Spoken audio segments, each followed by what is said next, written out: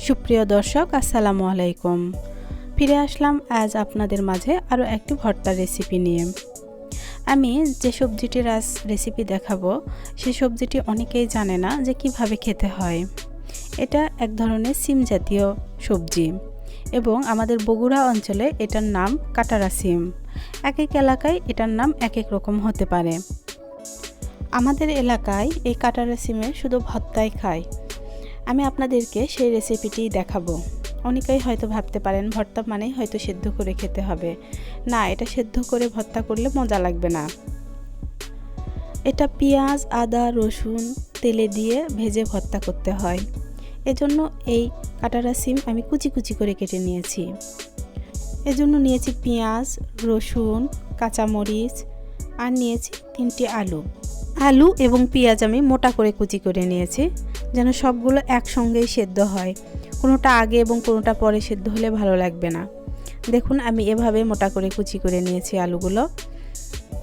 আর রসুনের কোয়াগুলো আমি নিয়েছি আস্ত, আর নিয়েছি একটু পরিমাণে আদা। আমি কড়াইয়ে তেল গরম করতে দিয়ে একটু জিরা দিয়ে নিলাম। এরপরে আমি এক এক করে পেঁয়াজ, আদা, রসুন এবং কাঁচামরিচ দিয়ে দিব।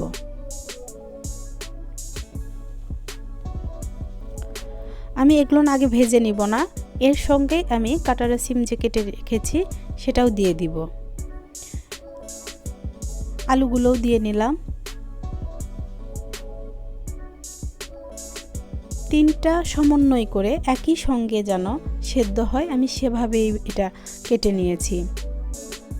কাটারা সিম বড় বড় করে কেটে নিলে এটা একটা আঁশ থেকে যায়, অর্থাৎ ছোবলার মতো থাকে। সেজন্য এটা এরকম কুচি করেই কেটে নিতে হয়। দিয়ে নিলাম আমি 1/2 টেবিল চামচ পরিমাণ হলুদ এবং 1/2 টেবিল চামচ পরিমাণ লবণ।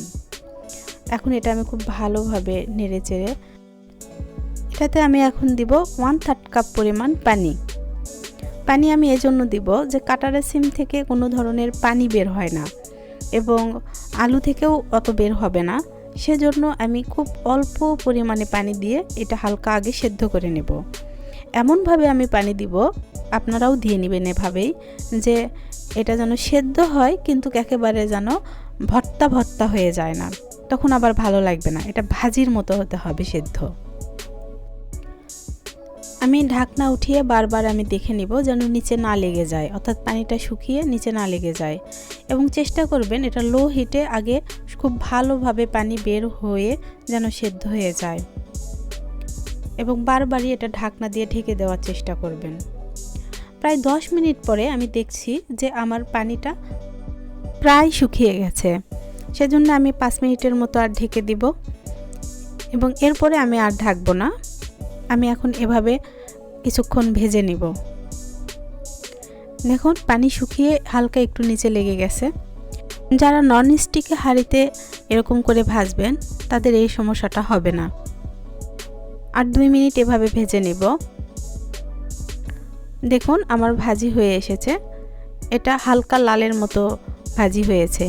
কড়া লাল করে কিংবা বাদামি করে আমি ভাজবো না, কারণ কড়াভাবে ভাজলে এটা ভালো লাগবে না, খটখটে লাগবে।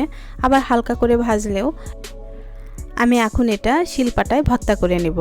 একটু ঠান্ডা হয়ে আসলে আমি ভর্তা করব। তো বন্ধুরা, আপনাদের যদি আমার ভিডিওটি ভালো লেগে থাকে তাহলে অবশ্যই একটা লাইক দিয়ে আমাকে কমেন্টের মাধ্যমে তা জানাবেন এবং আমার চ্যানেলটি সাবস্ক্রাইব করে অল নোটিফিকেশন বেল আইকনটি ক্লিক করবেন, যেন আমি এরকম নিত্য নতুন ভিডিও আপলোড করা মাত্র আপনার কাছে নোটিফিকেশনটি চলে যায়। আমি এটা খুব ভালোভাবে মিহি করে ভর্তা করে নেব। এর মধ্যে কিছু ছিল যে কচি ছিল না, সেগুলোর একটু আঁশ ছিল, সেটা আমি বেছে ফেলে দিয়েছি। সবগুলো ভর্তা আমি এখন ভালোভাবে মেখে নিচ্ছি। এই মেখে নেওয়ার সময় আপনি একটু মুখে দিয়ে দেখবেন যে এই সময় লবণ হয়েছে কিনা, কারণ এই সময় যদি লবণ একটু কম মনে হয় তাহলে আপনি একটু দিয়ে নেবেন। সেজন্য ভাজার সময় একটু কম দিবেন, তাতে পরবর্তীতে দেওয়া যাবে। দেখুন কেমন হয়েছে ভর্তাটা আপনারা অবশ্যই গরম গরম ভাতের সঙ্গে পরিবেশন করবেন। আর এই রকম ভর্তা করলে অবশ্যই তার সঙ্গে ডাল রাখবেন, তাহলে দেখবেন কেমন এটা জমে যায়। তো বন্ধুরা, ভালো থাকবেন, সুস্থ থাকবেন এবং আমার পরিবারের জন্য দোয়া করবেন। আল্লাহ হাফেজ।